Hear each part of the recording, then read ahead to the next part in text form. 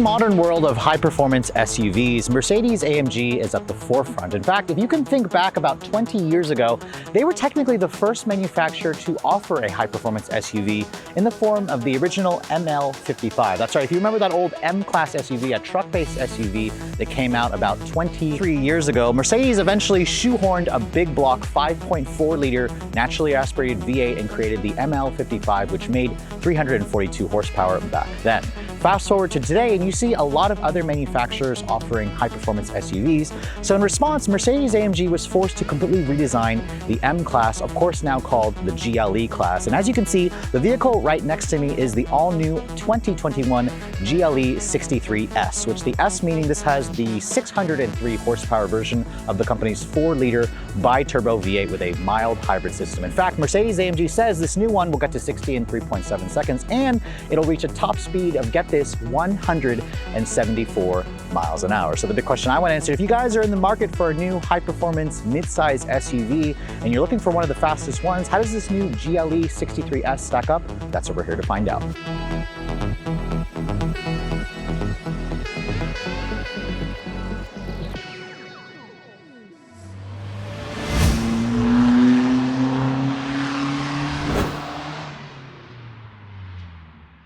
So because the GLE 63S is the real deal AMG, I want to start by showing you guys what's underneath the hood. Now this is the first application of the EQ Boost mild hybrid technology with the M177 4-liter bi-turbo V8. This engine is handcrafted, as you can see, by Marcel Weber. So thank you so much for putting together this wonderful engine. And it's the company's 4-liter twin turbocharged V8. Now this is the S model, which means it offers 603 horsepower and 627 pound-feet of torque. Here in America, we actually don't have the non-S63. If you guys want a lower powered GLE AMG model, you have to buy the GLE 53, which has a 3-liter turbocharged inline-6 with the EQ Boost technology. This is the full fat one with 603 horsepower. That's a healthy 26 horsepower jump over the old GLE 63, which offered that old 5.5-liter V8 without the mild hybrid technology. Now, speaking of which, the mild hybrid tech, which Mercedes calls EQ Boost, basically sandwiches an electric motor between the engine and the transaxle, which is a 9-speed MCT. And that on its own makes 21 horsepower and 184 pound-feet of torque. Now, Mercedes is pretty quick to point out that you won't be able to combine the two outputs together. Instead, that mild hybrid technology kind of just fills in the gaps at low speeds, and it also removes all the accessory drive belts. So everything on the front of the car has no accessory drive bolts, so I'm talking about the alternator, the starter, etc. This thing doesn't start up with a traditional starter noise. Now, as I said earlier, it all goes out through a 9-speed MCT, a multi-clutch transmission, which basically they take their 9-speed auto and replace the torque converter with multiple clutches. And this thing comes standard with the company's 4MATIC Plus all-wheel drive system, which means it can direct most of the power to the rear wheels to give you more of that rear drive feel. Now, this thing is pretty big and she's also pretty heavy. This one, as it sits, weighs around 5,568 pounds, which is pretty heavy. And fuel economy is not bad. This one's rated at 15 in the city, 19 on the highway.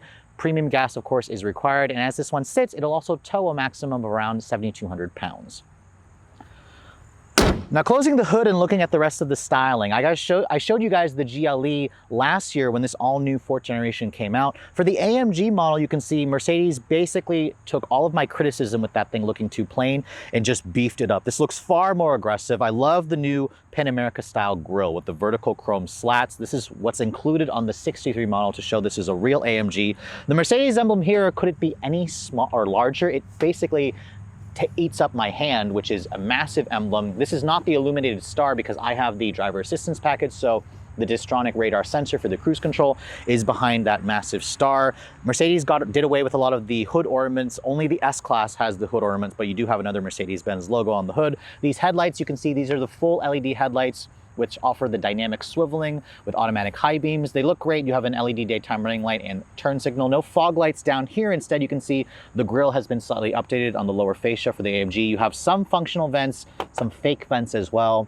and then again, some functional vents. I also have the AMG night package on this particular one here. So a lot of the chrome accents you see on the side rockers and on the front grille and on the side mirrors, they've been blacked out, and it goes extremely well with this Designo white metallic color, which usually that color is like $2,000. On this car, it's only 750 bucks. So kind of a bargain. Now looking at the rest of the profile, you can see this is not the GLE Coupe.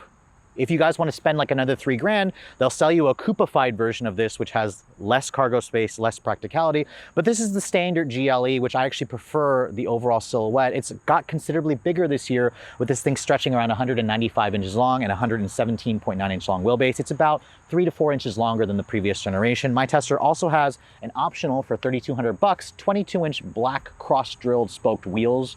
These wheels look fantastic with the white. You can see you also have the AMG specified red brake calipers with a 6-piston caliper and a cross-drilled rotor. If you guys like, they will also sell you a carbon ceramic brake, which is like an extra $6,000 to really improve the stopping performance. Even though this is an SUV, the AMG model is also included with the company's 4MATIC air suspension, which will, as you can see, it's sitting now at its standard height, which offers around 7.5 inches of ground clearance. If you switch over to trail mode, this thing will raise it up about 2.2 inches to give you around 10 inches of ground clearance. So again, you could theoretically still take this thing off-roading if you guys put the correct tires on this thing. Now at the rear, you can see it still has that ML GLE look with the overall silhouette. I much prefer, again, the traditional look.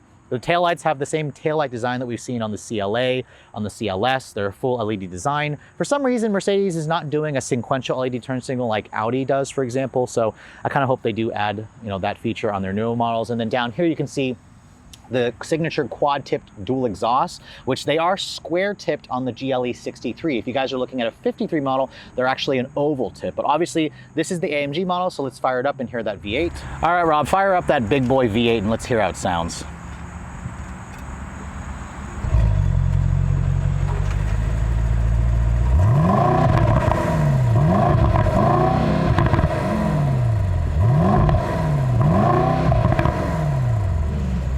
I usually hate soft limiters, but I'm kind of glad that this one has one because it still sounds good even though it only revs to around 3,500.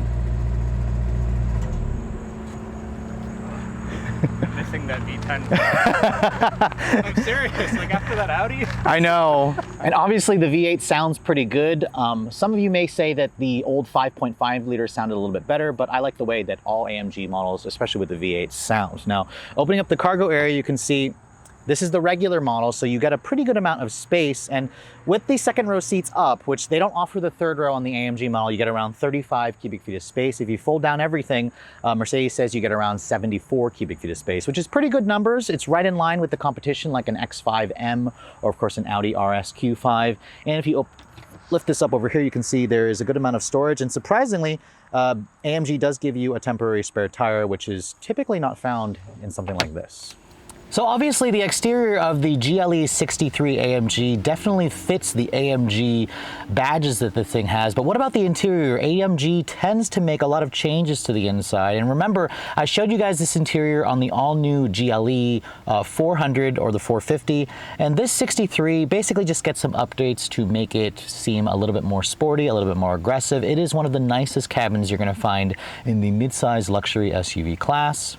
And of course, getting inside, you are greeted by these two massive 12-inch displays that kind of create just one gigantic display that measures like 24 inches across. Because this is the AMG model, you have these AMG-specific sports seats, which are heated and cooled and offer a massaging function. They adjust in like 20 different ways, so they're very, very comfortable. You have this AMG-specific steering wheel with a flat bottom, the suede Alcantara. This is like a $300 or $400 upcharge, of course. It includes a power tilt and telescoping function with all these buttons when you want to close the door. This one does not have the soft closed doors. That's an extra a la carte option.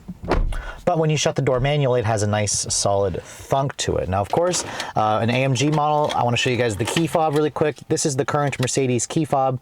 It actually just says AMG at the bottom there. It's kind of like a all black color, so it's slightly different versus the regular GLE models. The push to start button is down here. And you can see when you start the car up, it comes to life with a pretty nice rumble, and the drive mode selector is right over here on the steering wheel, which you can see, you can kind of adjust it, kind of like a Porsche. It's a very nice display here where it shows you a nice little indication on what mode you're in. There's even like a race mode here, which is a little silly to find in an SUV, but when you do that, you put it into race mode and hear the exhaust.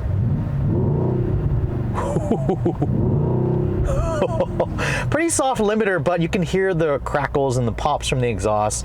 We'll go into the test drive. This is going to be one fun family SUV where your kids will never be late to soccer practice. Now, looking at the rest of this cabin, you can see there's genuine leather all over the dashboard here. There's also genuine carbon fiber. This is, of course, extra. I believe it's like $1,500 bucks extra to get the carbon fiber. You can see there's real metal on the speaker grills. This is the Burmester upgraded sound system, which sounds phenomenal.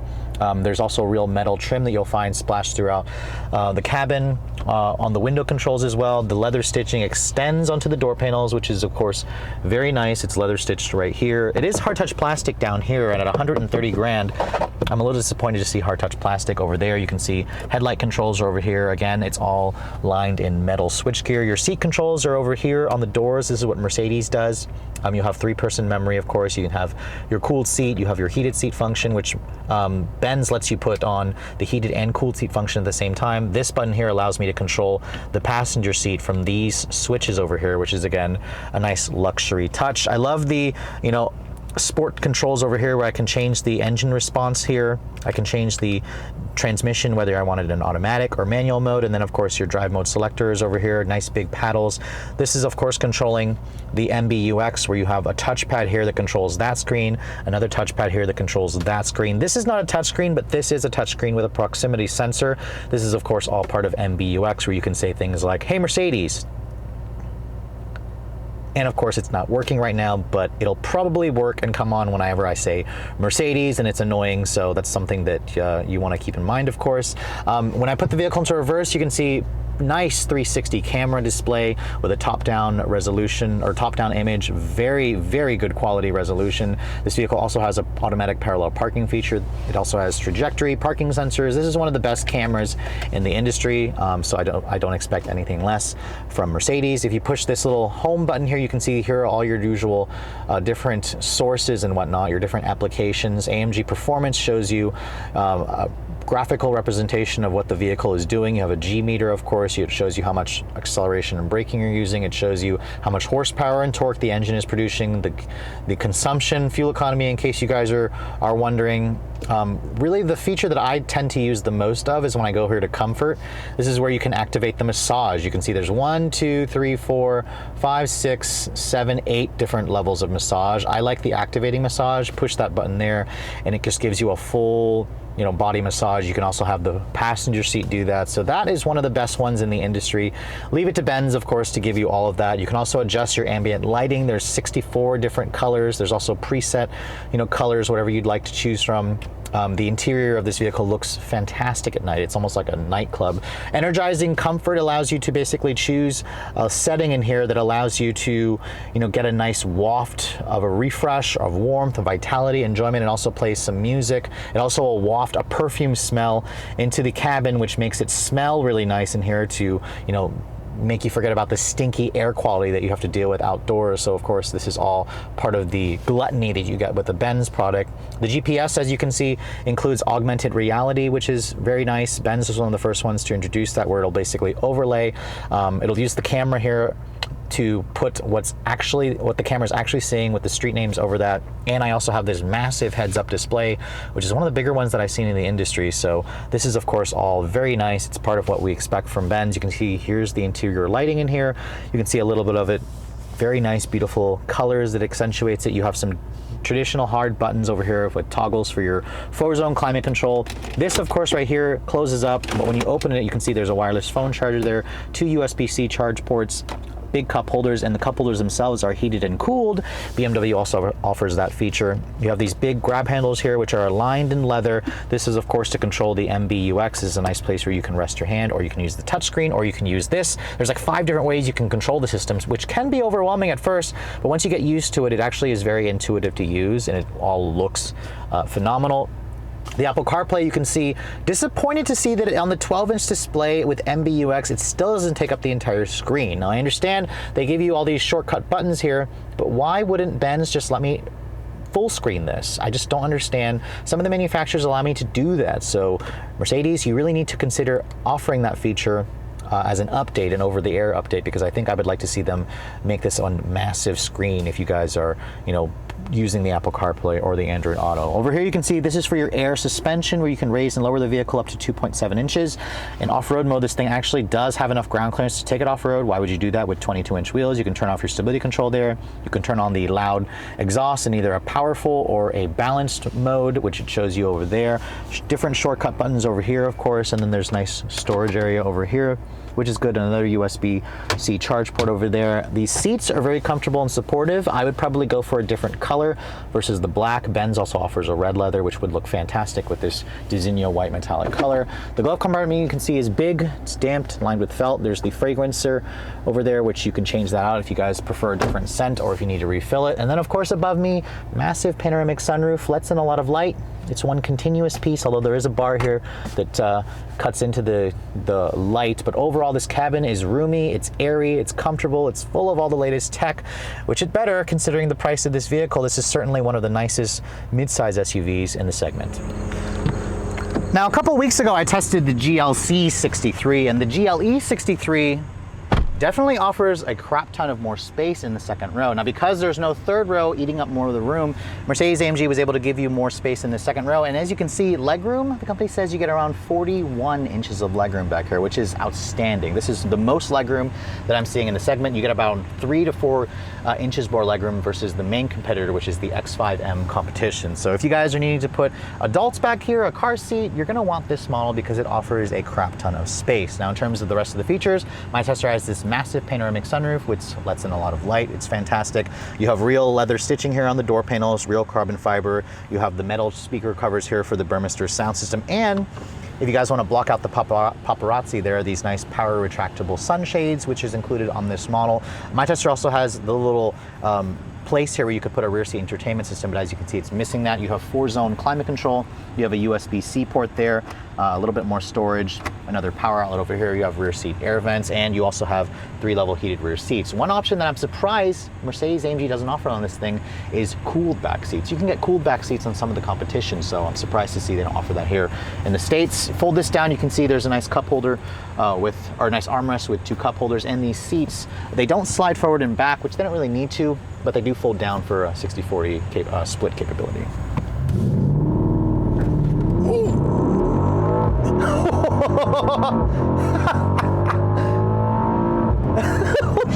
Jesus. So obviously, when you have a Mercedes-AMG product, you have to start out the driving scene with a launch control. And this thing with 603 horsepower, 627 pound-feet of torque with the EQ Boost mild hybrid technology system, it gets to 60 in 3.7 seconds, at least that's what Mercedes says. I've seen it as quick as 3.4. Depending on the magazine publication, it is one quick SUV. And listen to that noise! Ooh, that sounds really good. Wow. Ooh. The exhaust also makes a nice little crackle and pop, which is nice. Ooh, that's nice. Ooh. And you know what? This thing has 4MATIC Plus all-wheel drive, but that means the Plus means that this thing will send more power to the rear wheels to give it kind of that rear drive feel, which is what a lot of enthusiasts want. It does not give you the ability to completely shut off the front axle to give you a rear drive only car. That's reserved, of course, for the E63, the AMG GT 4-door and whatnot. But God, that noise. I mean, the last GLE that I drove was just the 400 or 450 or something, and that was just fine. This one here is the one that you want if you're willing to spend 6 figures on your GLE. It is just one amazing SUV that has plenty of power. And surprisingly, you know what? Even though she's big and heavy, this thing actually handles pretty well. The suspension, when you put it into its Sport Plus or race setting, the air suspension, this thing gets noticeably much more firm. It doesn't have that magic body control where it'll bounce the suspension up and down, but it can raise and lower it and significantly stiffen the springs on this thing. But even in race mode, this thing doesn't have a completely horrible ride quality, which is good. I was afraid that this car would have a really, really harsh ride, but that's simply not the case with this thing. So I'm really happy to see that Mercedes did a good job with the overall ride quality of this car. And she's got big 22s, but surprisingly, it'll still turn well.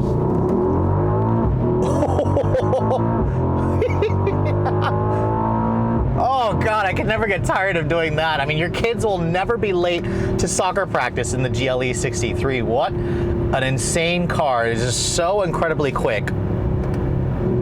And the dual clutch in this thing, the multi-clutch transmission, it's a 9-speed. Just shifts really quickly. The paddles work well, they're metal.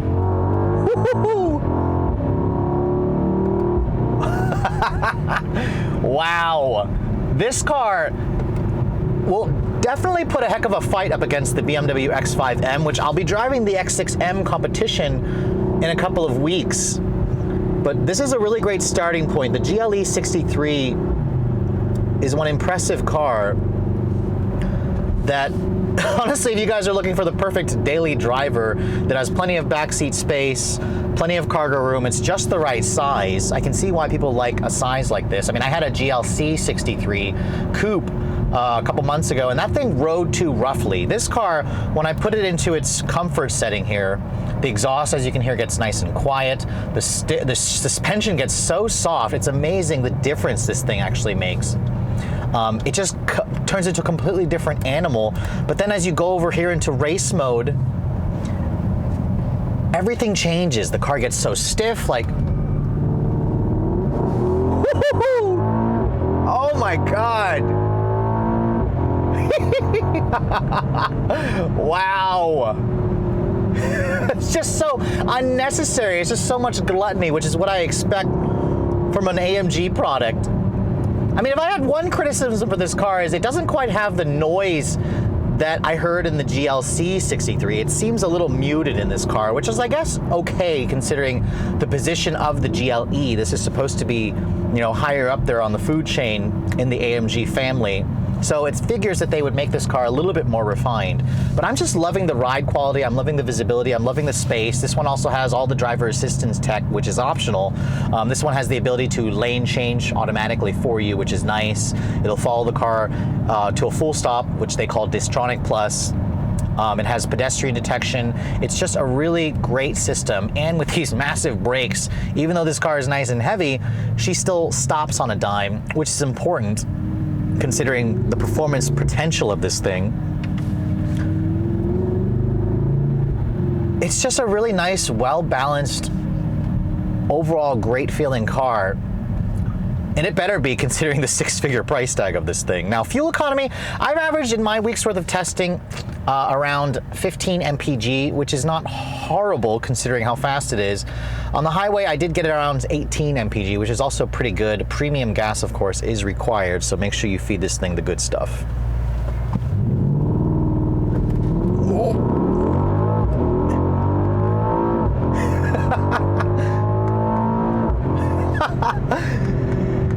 Now, the one thing about this car, I just had to do the launch control again. It's supposed to have launch control, but it doesn't give me that race start sign. So I'm not entirely sure if this has like an unofficial launch control, but you could basically put it in Sport Plus or Race, turn off the stability control, or put it into sport handling mode, and just launch this thing all day long, and it'll bang off 0 to 60 in the mid-3s, which is just fantastic. Just absolutely fantastic. The boringness that I felt in the regular GLE is just kind of gone. What you get is just this nice muted muscle car growl that isn't too overwhelming, that still delivers a great ride quality. Now, this isn't the sportiest handling of all of that. You make sure you drive the Porsche Cayenne or a BMW X6 or X5M to get that. But I think the GLE offers a really nice balance of everything, and this should satisfy a lot of people, especially if you have this kind of money to spend on a mid-size family SUV and you don't need a third row. So although Mercedes-AMG was one of the original fast performance SUVs to come to market about 20 years ago, the previous GLE 63 was definitely starting to fall a little bit behind in terms of the competition when I talk about performance, when I talk about luxury, and when I talk about value. Now, of course, the all-new GLE class, when it came out last year, I was pretty impressed with the car, especially with the interior, with the overall amount of interior space, the new design of this thing. And I have to say, the 63 model just takes everything that I liked about the base model and just kind of amps everything up. As you can see, I finally got my hands on the real AMG model. It has the performance to back up that AMG badge, 0 to 60 in the mid 3s, a top speed over 170 miles an hour, and surprisingly, unlike the GLC, which was fast, the 63 model, this thing actually has a really comfortable ride quality. I took this thing on a long drive. It got, over 20 miles to the gallon on the highway. You can put it into comfort mode and it seriously has that luxury car ride quality that you expect from Mercedes, but then when you turn it over to race, it will stiffen the dampers by nearly 50%, and this thing feels a lot like a sports sedan. That's kind of what's impressive about today's performance SUVs, is you can buy these things, have the practicality, the capability that you want from a sport utility vehicle, but when you put it into race mode and kick out your passengers, this thing attacks corners like a sports sedan. Now, as of this filming, I have not driven yet the X6M or X5M competition, which is the direct rival to this. However, I have driven the Jeep Trackhawk, the Maserati Levante GTS, of course, and I have to say, of those, the GLE 63 is probably my favorite. Now, of course, you could buy a Trackhawk for significantly less, and it's also quicker, but I'd argue that the Mercedes is the far more classier vehicle with a much nicer interior, better styling, and probably a more comfortable ride quality as well. Now, speaking of which, if you guys are looking to purchase this new GLE 63, what's it gonna cost? Well, the base version of this car, I'm talking about the 350 with the 2-liter turbo 4-cylinder, starts in the mid $50,000 range. Obviously, for a car that has double the horsepower, you can expect to pay double the price for this. The 63 model starts at $115,000 for the base model. Now, of course, that is for the base model, and Mercedes tends to spend a lot of money on options when you guys add in all the options. Now, of course, you could also buy the GLE 53, which offers 175 less horsepower for around $72,000, but that's not the one you want if you guys have money. You want the real AMG model with the hand-built V8. And my tester here with the 22-inch wheels, the driver assistance package, the upgraded leather on the interior, the Designo white, the air balance package, the massaging seats, this thing stickers for over $133,000. That's right, 133 grand, which makes this thing pretty damn expensive. In fact, a lot of Mercedes models are getting a lot more expensive, but I'd argue if you can afford the hefty price tag and you want something that is extremely well balanced, that gets surprisingly good gas mileage, that's fast as hell when you put it into race mode, this is one of the best ones to buy. So I'm happy to see that Mercedes has really stepped up their game, and the new GLE 63S is one of the top picks that you can buy, especially if you have that kind of money. But with all that said, I hope you guys have enjoyed my full overview on the 2021 GLE 63S. If you're also looking to see the latest cars I'm testing, be sure to follow me on Instagram at Redline_reviews. Like us on Facebook, and as always, guys, please keep subscribing to the Redline Reviews YouTube channel for all the latest reviews. Thank you so much for watching. I'll catch you all in the next video.